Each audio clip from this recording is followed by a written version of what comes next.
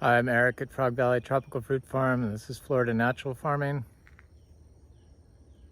I'm gonna go check the cashew. I'm also gonna go look at Garcinia intermedia because it's really been cranking out the fruit and they've been exceptionally good this year. And look at some other fruit trees, some Quaimuc and other fruit trees. It's looking quite nice around here. It's been getting lots of rain. These are large Rollinia trees and they have flowers all over them. These Rollinias are yet to fruit though. We've never watered these trees and I'm sure eventually they'll fruit. I'm not too worried about it. Everything seems to fruit here eventually. But they've been a little slow. I'm sure if I'd given them water, they probably would have fruited already. But we dry farm everything. I wanted to see what I could do, dry farming stuff. So it seems like everything can be dry farmed. Some Namdok Mai mangoes, some Malika mangoes. It's not a very good mango year, but I have plenty of mangoes. I started eating them yesterday. I think was the first true mango I got. But we have some trees that have little tiny fruit all over them, which is the case with this Super Julie tree. And it also has some large fruit on it. Right there is one. There's another fruit there. I see a bigger one. But it's still been a off year here. Normally we have so many mangoes that it's pretty unbelievable, but that's not the case this year. This is a jackfruit tree, seedling, first year it fruited, and I haven't tasted that, so I'm seedling treed. Can't wait to see what it tastes like. So I've noticed a lot of this is a buttercream tree. I love buttercream mangoes. It is definitely one of my favorite mangoes. The texture in it is just so good and creamy and delicious. It's just, it's a good mango and they're huge. So the squirrels or somebody was getting my honey kiss fruit. There's not a lot of fruit on this tree, which is an off. It's off. It's usually a heavy producer. Our Quaimuc, this grafted tree, I think dropped all of its large fruit, but it is doing a rather big rebloom, so it's not a total waste, but it seems to do this every year. When it starts raining, it will drop all its fruit or most of its fruit. Hangs on to it during the drought, but then it drops the fruit. Oh, I see some big fruit up there still. So it's not total waste. There's a big fruit right. I can see it on the camera. I think it's right here. I can't see it. Don't even try.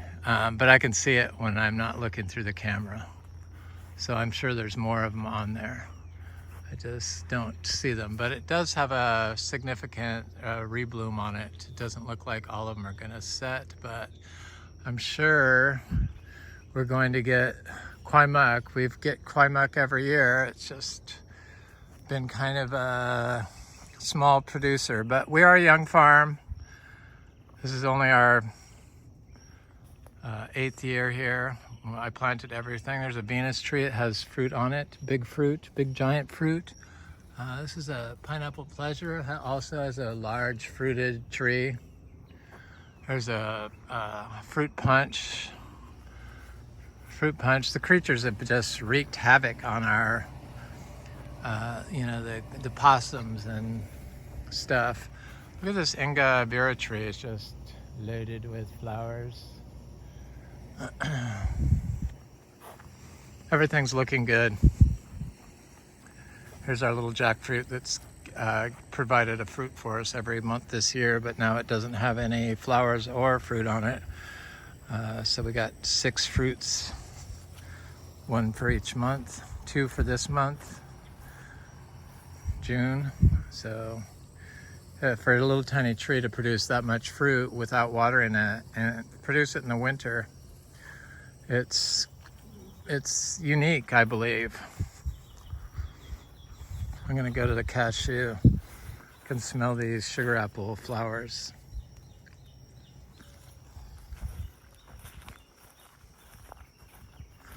It's a male Garcinia livingstonii. These are those lychees that dropped all their leaves, but they're now refoliating. Didn't seem to have any branch dieback. This is the first time these trees actually did this. These three right here just got affected by the drought, but then trees right next to it that are in these pepper trees weren't affected. So trees do not compete for water, obviously, or that would be the first one to dry up. But it didn't kill them. They're strong on a cellular level, so their metabolic health is they're very fit metabolically, and that's why we don't have to water and we don't have to get stressed over lack of water. So this tree, this cashew tree, it's got so much fruit on it. This particular one, I don't know why this fruit didn't develop, but it certainly seems like it's ripe. I'm not even going to show it because that's not indicative of what the fruit should be like. I've never seen that before, but the fruit is much bigger. You could see there. Those aren't ripe yet. Unfortunately, I've been having to pick these early because the birds have been getting them, but I'm trying to see if there's any ripe fruit on it. It seems like it's starting to just ready to start cranking out the fruit. Here's another one that ripened early. That's weird. Huh. Bizarre. I've never had that happen before. They always produce big fruits. But there's 2 seeds I can plant. Probably because of the lack of rain, maybe, was one of the reasons. Because our cashews don't really start producing until the rains start, which is the complete opposite of what they say. Look at all the fruit on it, though. Should produce about 30 fruit a day. Now that the rains have started, it should start putting out the fruit. I really love cashew juice. It's not for everyone. If you put the skin in it, it has kind of a horrible astringent taste to it, or if you juice it when they're a little green, it can have some astringency to it, but if you wait until they're yellow, they're always really good. These lychees look great right in the pepper trees. No problems with dieback. Look at this lychee tree with the oak tree. I just don't believe that plants compete with trees for nutrients. It's a synergistic symbiosis for the health of all plants. They're all connected through the soil, if you allow it, if you don't have compaction. And so basically they're all one organism.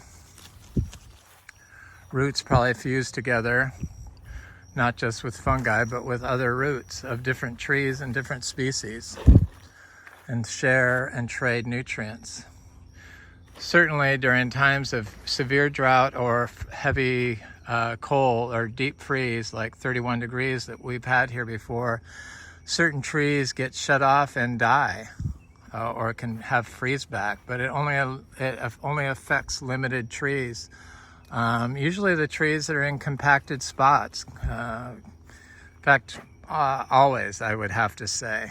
So trees that are in non-compacted soil spots, they've never had issues with cold or drought or pest issues. Compaction is the root cause of all plant-related dysfunction. So freezing or drought or damage or pest damage. Obviously the citrus industry hasn't been able to figure this out yet, or they know and they don't want to admit it, that their farm plans that they teach is actually causing metabolic dysfunction in their citrus trees. So because of the way they manage their crops, their trees only live to be about 15 years of age on average. So this Imbe tree still has a lot of fruit. I have somebody coming by. I've been trying to hold some fruit for my friend Frank, but he hasn't been by. And the longer it goes, the less fruit we have. These are so sweet. There's no sourness. They're just so freaking delicious.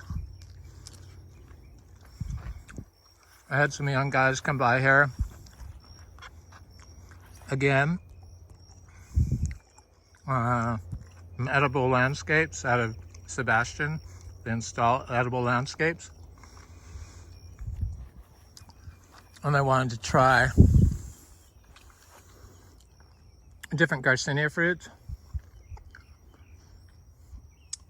One of them had been by here before. Really nice regenerative growers.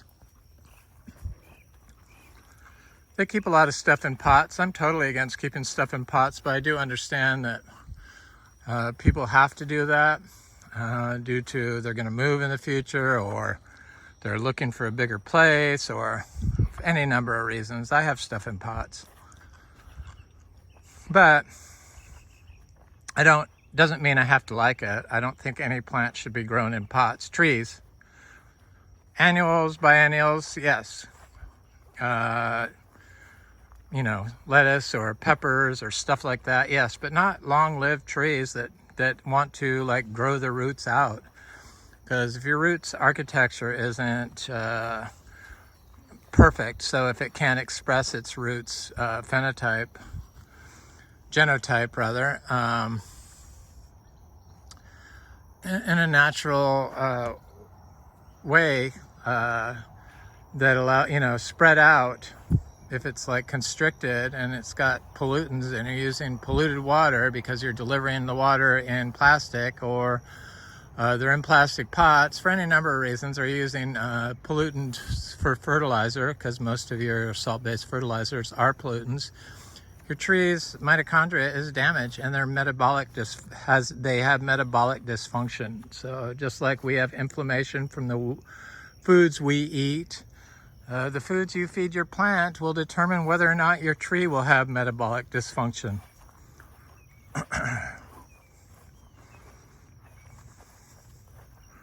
And no amount of rock dust in the world is going to fix your issues.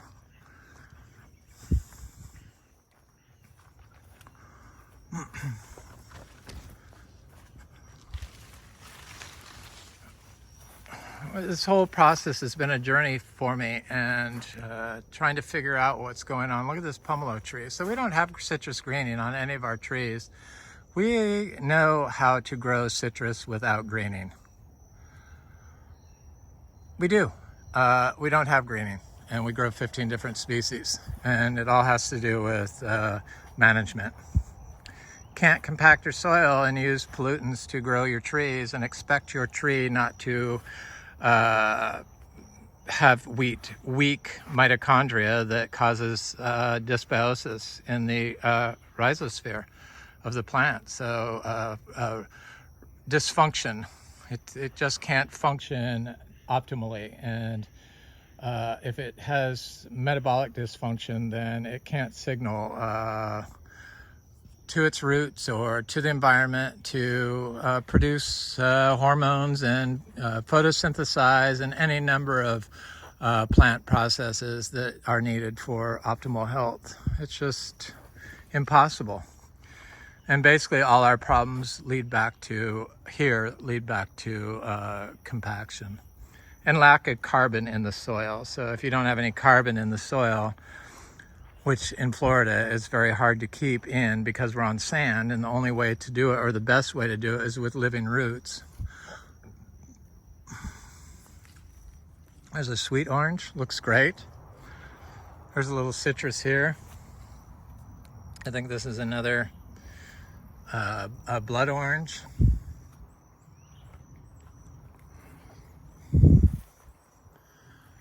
Here's another pomelo.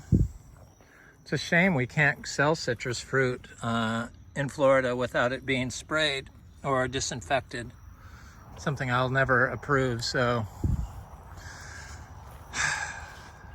it's very disheartening that management of whole farm systems in Florida is causing repercussions and preventing regenerative farms from selling fruit, but that's the case when it comes to citrus because of their management. It's much like cattle being grown on in feedlots is a root cause of the E. coli proliferation on those farms, and because they do that, they just put a umbrella over all the farms and assume all the farms. They look at the worst and they don't look at the individual management. They don't take it on a case-by-case basis, which is one of the reasons why we are looking elsewhere to move our Zebu operation. And we've been looking and we thought maybe we wanted a house, but the real estate in Florida is just crazy expensive. I mean, it's insane. If you want land, it's just so insane. And it's just insane anywhere in Florida. And so we were looking at houses with land, and it was like, oh my God, for what you could get. I mean, it's $500,000 for 5 to 10 acres, if you're lucky, anywhere. And you can't find anything around here for that price. It's impossible. So we were looking north of here, up by Gainesville, but people want too much money, and I don't want to inherit other people's.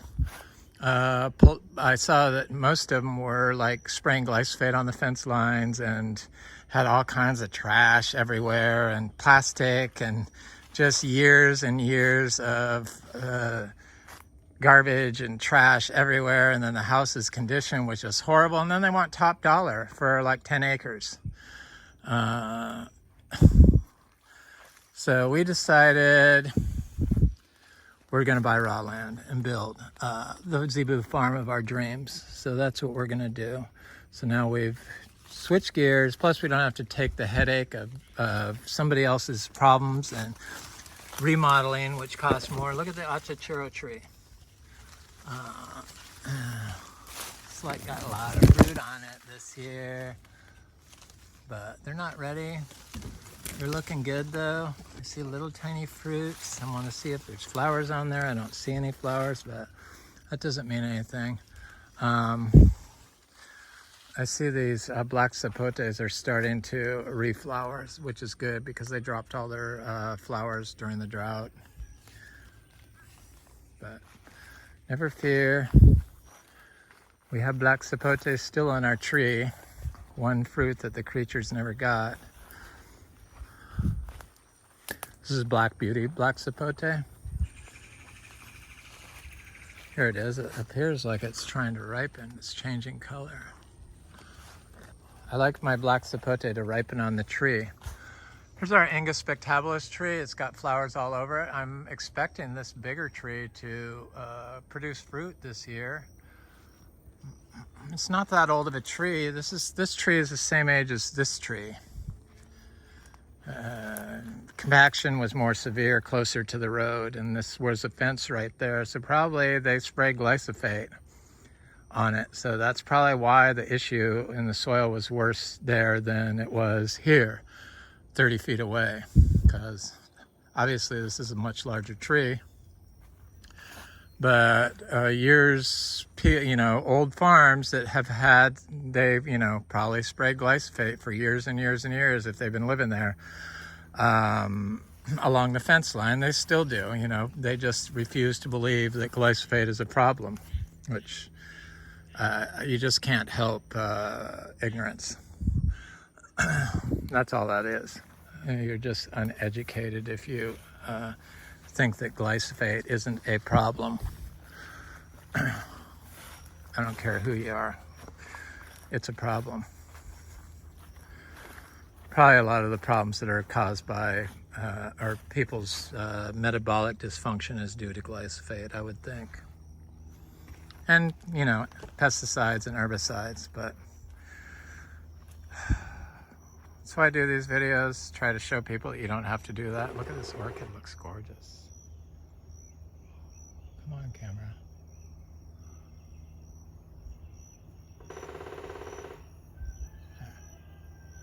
Dendrobium orchid. You don't have to water them here. It's amazing, Florida. Yeah, so we're looking for land. We want like 50 acres or more. It's still not cheap. If you want pasture land, it's just crazy. Fortunately, we're in the position where we can buy something and not worry about it. But it wasn't always the case. We've struggled. When we were younger, we were like everyone else, but now we're old people and on Social Security, but we made some smart moves. We always bought horse property, so that was the first right move we always made. So wasn't always the best looking horse property, but we always had to have room for our horses. So that's that Ilama. I need to plant that. That was a gift from somebody. This was also a gift from somebody. I need to plant this. They're in plastic pots. I know it's hard for people to get away from plastic. Thankfully, I was able to switch over to terracotta. But I still have like a plastic stake here marking my Garcinia dulcis, which looks great. I got this Cupia bracteosa, which looks like a really good fruit coming up. It looks good. Yes, it looks very healthy. And growing next to it, I think this is the Brazilian Charapu or something. I got the Poteria macrophylla right here. Or is that what it is? Macrocarpa? I don't know. I forget. I'm gonna have to relook. Then I have little Garcinias here and here and here. I thought there was another one right here. Yes, there is. This, I think, is the Garcinia macrophylla duacer. This is a Talicia melicoccus. There's a Talicia right there. That's that species from Anderson Tropical. I think we have 3 or 4 different species of Garcinias. Or not Garcinias, of Talicia. Here's a wampy. This is the gold one. I think this is a guanabana seedling I planted a long time ago. I also have Talicia florescii. The durians are looking great.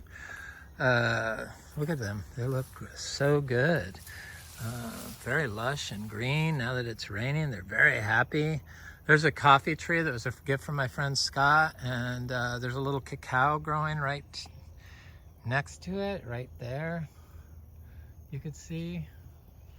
And there's a little cacao growing, because I plant trees in the same holes with other plants, or, you know, adjacent. There's a cacao growing right next to that coffee. That's a miniature Arabica. So here's a pulisan tree that grew through the winter and never showed any sign of cold stress. Grew leaves in the winter. It looks great, thankfully. During the drought, the moles were getting my trees from the bottom up. So I planted a pink wampy over here, and it's looking good. Right here. Looks very good. So this is a Garcinia intermediate tree. That was one of the reasons why I was doing this video. And it's got lots of fruit on it. I ate a bunch of this yesterday. I love it. It's got a little acid component to it, so it's a little tart, but it's not overly tart, but the fruit are very large on it this year. And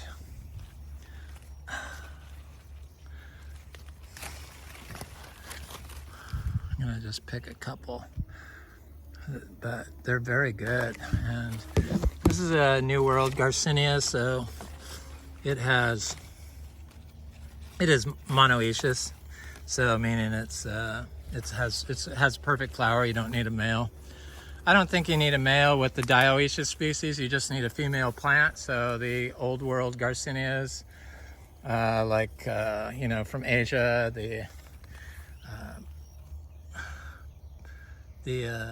probably the Charapu and the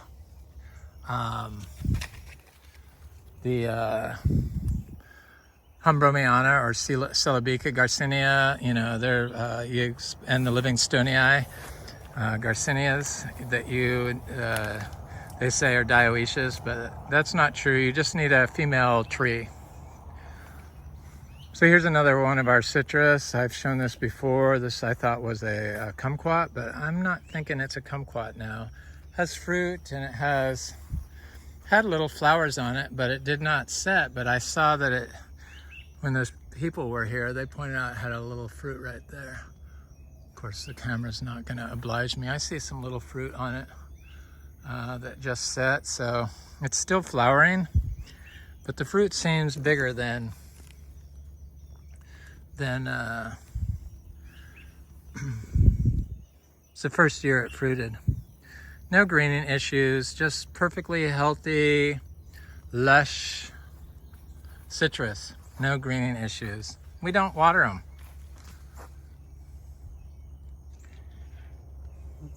I just have to assume that all water in Florida, unless it's filtered with a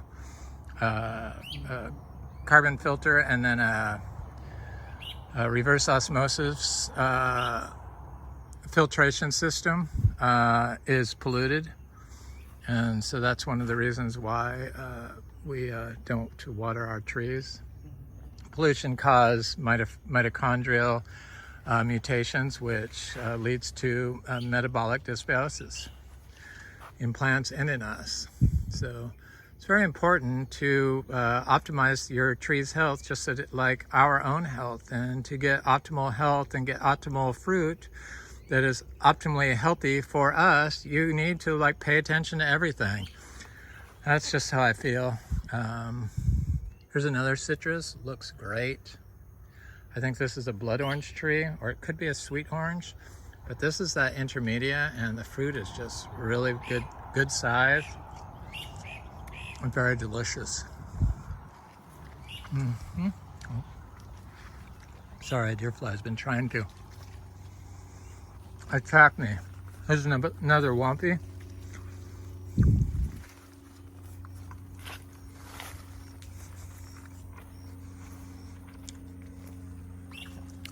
Since I've been talking about citrus, I'm gonna go over there and look at the citrus, but I'm gonna look at my other Garcinia Livingstonii that I haven't started picking fruit off yet. I guess I forgot about that tree, the freaking deer flies. This sweet ubijay, giant ubijay, is finally looking really big. It's a Eugenia.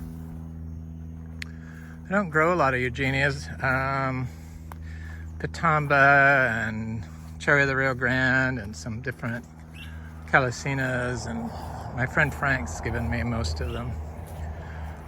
I just for some reason they never spoke to me. I'm more Garcinia and Poyetarias and star apples. So we grow all three of the top star apples. We do have the Oscar's Giant Purple star apple, which is supposed to be the best of the green or the purple, but we also, and Jaka Beach is supposed to be good, but we grow GPI Gold and Alva and Juicy Pearl. So here's that little female African mangosteen, the Garcinia Livingstonii tree, and it's a smaller tree and it has smaller fruit, which is atypical for us. But they're starting to ripen. It's a little behind the other tree as far as ripening. And these trees, when the weather gets hot, they instantly ripen the fruit. So the fruit can be like the size of the tip of your finger and it'll ripen, so it won't be any good when it's hot. And they do continuously bloom here for us. Here's another Inga spectabilis tree that looks great. flowering also. I don't think our Imbe cinnamoniae is flowering yet, but jackfruits are looking good. We have fruit on a few. Look at this Adamoya, looks so healthy. There's another coffee, dwarf Arabica. I'm really not sure why they haven't been growing coffee commercially here. It's totally drought resistant here, though we have a lot of carbon. I've noticed this is the first year we really have a lot of organic matter on our orchard floor, dead organic matter. Here's some Garcinias. Not going to look at Madruna, there's ripe fruit on it. Here's the Garcinia brasiliensis.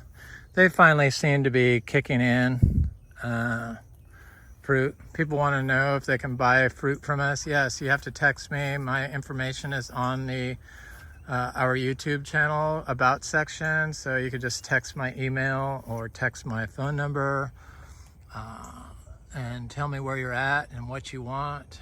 I charge $4 each for the intermediate and for the brasiliensis fruit. Of course, I can't send fruit to California, but I can send seeds. We have a seed license. We're not a nursery, so we don't sell sky and wood, and we don't sell plants. I'm just not into fruit sales or nurseries and too much. I'm more into the miniature Zebu. That's why we're eventually going to sell this property.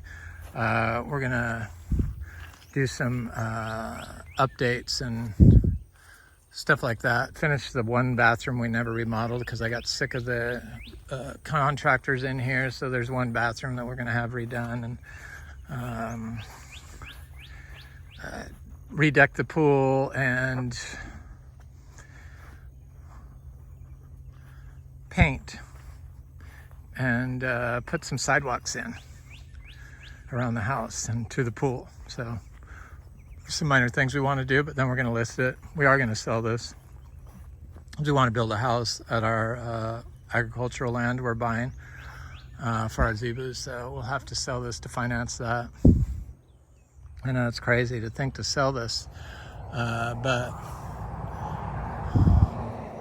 I'm just not into having a farm, and it's really a farm. It's my yard, but I have fruit every day, unlimited fruit every single day of the year, all different types. It's just crazy, but I didn't really think this through correctly. I wish I had started when I was younger, because probably I would have been more into having a nursery and having fruit tree sales and all that stuff. But now that I'm retired, I just want to sit and kiss my Zebus. And here's the citrus, looks great. So here's this is our own personal hybrid lemon drop mangosteen. It's a sweet. It's probably an intermediate cross with Gardneriana, I would think. And it's kind of green still, and the fruit get bigger than this. This is not the superior lemon drop mangosteen. This is a sweet lemon drop, and it's not aristata. It's a hybrid, and it's very meaty, and it's sweet. It's delicious. It had a slight sourness to it, but very slight, but because it was still green, they're very good. Very, very good fruit. I forget what that is, but this is an interesting fruit tree. It has, I wish I could think of the name. I can't think of it.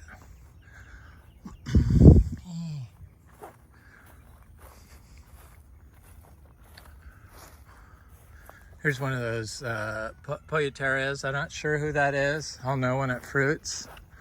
I think that we have about 20 different types of Poieterias now, 20 or 30. Here's our Guanabana. I saw it flowered before because I saw the leaf petals on the ground, but I can't find it. So I know that there's more than one fruit on it, but it's getting kind of large. Here's a peach cobbler mango, one of my favorite mangoes. unfortunately, when they flower in the heat, they drop a lot of the fruit. This isn't because of fungal issues, because there are no fungal issues going on this time of year here. It's the heat, much like the Garcinia livingstonii can't produce fruit during the heat. The mangoes are the same way. So possibly if they flower again in the fall, they should fruit. There's little trees here. There's cashew. So we've got about 200 cashew trees, little seedlings. This is that hog plum, the red one. I thought those all died, but they were all alive. They were just sticks in the ground for months. There's the Achachairu. There's that chaya spinach. There's orange sherbet mangoes. I've had a couple orange sherbets. They've been good. Delicious, delicious fruit. Here's some of our Miko lemons, and they're flowering now. This one doesn't have a lot of fruit. These are like not the first ones I planted. Here's another, I think it's a Miko lemon. There's another cashew there. There's a big Achachairu tree there. We have about 10 Achachairu trees that are like less than 2 years away from fruiting. 2 years or less. There's a Miko lemon that grew kind of weird. I'm positive this was compaction related, so it had mutational changes to it. Because our Miko lemons, they tend to come true from seed. And here's one here, looks good. None of them get green. So these are our oldest Miko lemons. This is what our first generation of Miko lemons, seed grown. And these trees produce, look at how healthy they are. Think we have green? Hell the F no. And there's such good fruit. These trees look so healthy. And they just had more flowers on them. Big, giant, fat hybrid lemon. So it's a grapefruit lemon hybrid. Produced so much fruit, like a half a cup, or yeah, more than a half a cup per tree. And there's one of the flowers that is trying to set fruit, but it looks like it's going to drop off. So maybe the citrus is the same way. In the heat, it has trouble setting fruit. But the leaves on this just smells, I mean, I can smell it from here. It's just definitely the most scented of all the citrus we have, even more so than like the Ranjapuri lime or something like that that's known for, or citron that's known for the leaves and stuff. So here's another black sapote that's starting to flower again. This was covered in flowers and they all dropped off during the drought. And I knew it would rebloom. I wasn't even worried about it. This would have had fruit on it, but the creatures got all of the fruit. And I forgot to pick one off that was ripe. And here's another Miko lemon. They look good, very healthy trees. There's quite a bit of fruit on there, I see. Not the best fruit year, but I'm happy with it. They produce a lot of fruit consistently year after year after year. So we got these 450 bananas. This is a small rack because I, kept pulling pups off, but we pretty much have bananas every day. I want them. There's always bananas of some size available. But I've stopped removing pups. I'm going to start up again. I want to get up to 800 bananas. Here's our big guava tree that had lost all of its leaves during the drought. Yeah, if we watered consistently, then these cacao trees and the guava trees and some of the other trees would never lose their leaves and they would continuously produce fruit. But I don't have to stress over water, and they still produce fruit every year, a lot of fruit. And the tree is definitely healthier because of its natural way it's being grown. And the fruit tastes superior to trees that have been watered. Here's a big Achachairu tree. It's about 8 feet tall. I planted a lot of garcinias in here. I see a lot of little cashews coming up in here. I've got some little seedling atamoyas coming up in here. And then of course we got the rose sugar apples. I got ulamas. I'm gonna plant the other ulama up by another one. There's a Annona reticulata right there I showed in the last video. There's lots of sugar apples on our trees. Here's another big Achachairu tree hiding in the sugar cane. Can you see it? It's pretty good size. That one's very close to being a fruiting size within 2 years. Here's our, it's a Super Julie mango tree. This is an orange sherbet tree. I got some fruit off this tree already. I try to pick it a little early because there's a nice looking atamoya tree. Very nice looking. I love atamoya fruit. So this is a Super Julie tree. Look at the fruit starts changing color. They're a little small, but probably because there's so much fruit on this tiny tree. Normally they're much bigger than this. I mean, there's really a lot of fruit on this tree for such a small tree. That's usually how our trees do it. They usually produce a lot of fruit. Unfortunately, this was a very odd year for us. I've heard that from a lot of people. In fact, I drive around here and most of the trees don't have any fruit on them. Some I noticed have just flowered. So, but I know there's a grove down the street from us on 12th Street, and I think I can only count 1 or 2 mangoes on all 30 of their trees when I drive by. Here's a dot mango. This was like fungal issue problems, but since we don't spray, this is what can happen when they get those little spots on them, but there's no anthracnose going on. It's totally fine.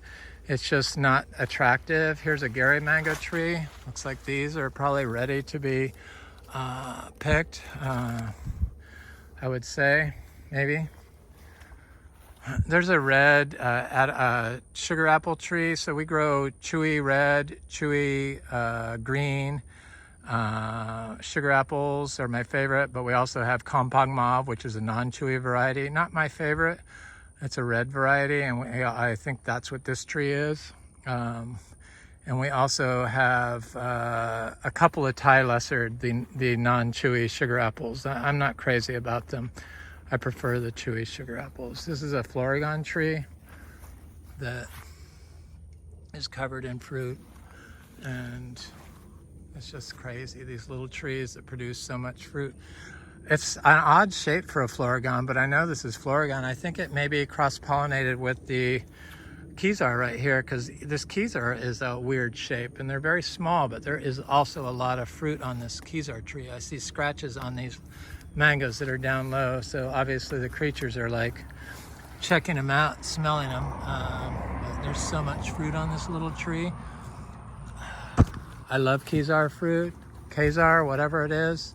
I like it. Thank you, India. Here's a sugar apple. I'm not sure who this is. I think it's just Nadai. It's kind of a smaller one. I think maybe that was a seed-grown tree, but I'm not sure. This is the chewy red sugar apple. Seed grown. I'm pretty sure this is it, but I don't see any fruit on it yet. The red sugar apples do not seem to produce like the green. Here's our Nadai sugar apples, and I don't see any anthracnose happening this year, which would be a first for us.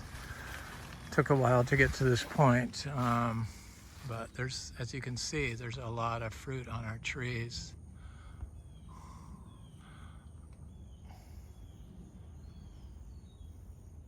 And these trees right here are not that big for some reason. This was a very compacted spot in our yard. This one, in fact, doesn't have any fruit set, but it does have large flowers. So I know all these flowers are going to set, so I'm not even worried about it. Getting sugar apples has never been a problem. We do not hand pollinate anything. So no, we don't hand pollinate any of our fruit. We don't have to here.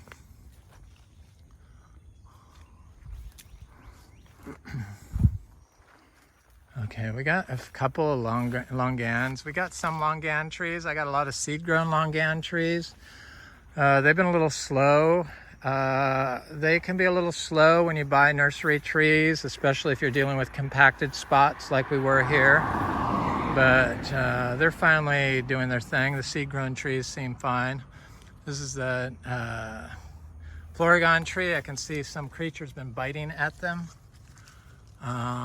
But I already picked some fruit off here already. So I'm gonna get this one. See those claw marks? Gotta love the creatures. There's a big Imbe cinnamoniae tree.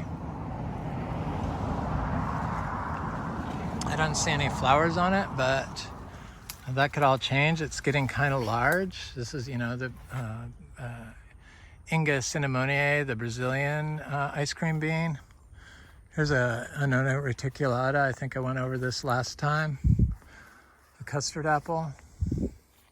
It has not produced fruit for us yet, but we get so much fruit from so many things that it's not a matter of if, it's a matter of when it will produce fruit. Just the trees are too healthy. There's another Miko lemon right here. There's another one right there. All planted at different times. We're on our second generation of Miko lemons. Possibly this year we're gonna, no, I didn't even plant any Miko lemons this year. This is a Super Julie tree that has a couple of fruit on it. It had a huge bloom on it, but none of it set because it was in the middle of summer. This is a very healthy Atemoya tree. I love Atemoya fruit. Definitely one of my favorite fruits, definitely. It's a big black sapote tree. I'm gonna stop over by this, here's a jackfruit tree that lost most of its leaves. It's a seed-grown tree. Started flowering this winter when I tied my little bull Romy up to it. Maybe I need to do that again. I'm very excited, or I'm anxious to find out what happens when we stop applying cow manure. I predict within a year we will have them all out of here. And at our new spot, hopefully we'll be able to get a new spot if all the stars align, and I'm blessed with good luck on purchasing a Zebu farm. I will have moved them by next year. But it's, you know, anybody looking for property right now knows what it's like in Florida. It's insane. Never have I lived in a spot where the entire state goes up in price so much. It's just crazy, especially if you're trying to get land. And in South Florida, or, you know, from here down, it's impossible. Same with the Gulf Coast, Tampa down, it's just impossible to get anything on acreage unless you want to be inland by the phosphate mine or around the citrus groves. Then you can buy some land, but I don't want any of that. Anyway, I'm Eric at Frog Valley Tropical Fruit Farm. This is Florida Natural Farming, and have an excellent day. I didn't show this madruno tree, but I might as well, because it really is a star of the farm, and it just keeps cranking out more fruit. I get fruit off this every single day. This tree just amazes me. This one's splitting. But it's got a lot of green fruit on it. It's got flowers on it. It's got little tiny fruit on it.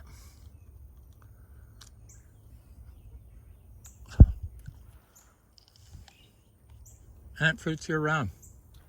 And it's very expensive fruit.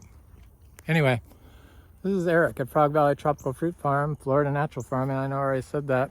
If you want to come by, text me. I like turning people that grow regeneratively onto seeds and plants for their garden. So it's not all about the money for me. Have an excellent day. Thanks for watching. Please like, share, subscribe, and leave a nice comment.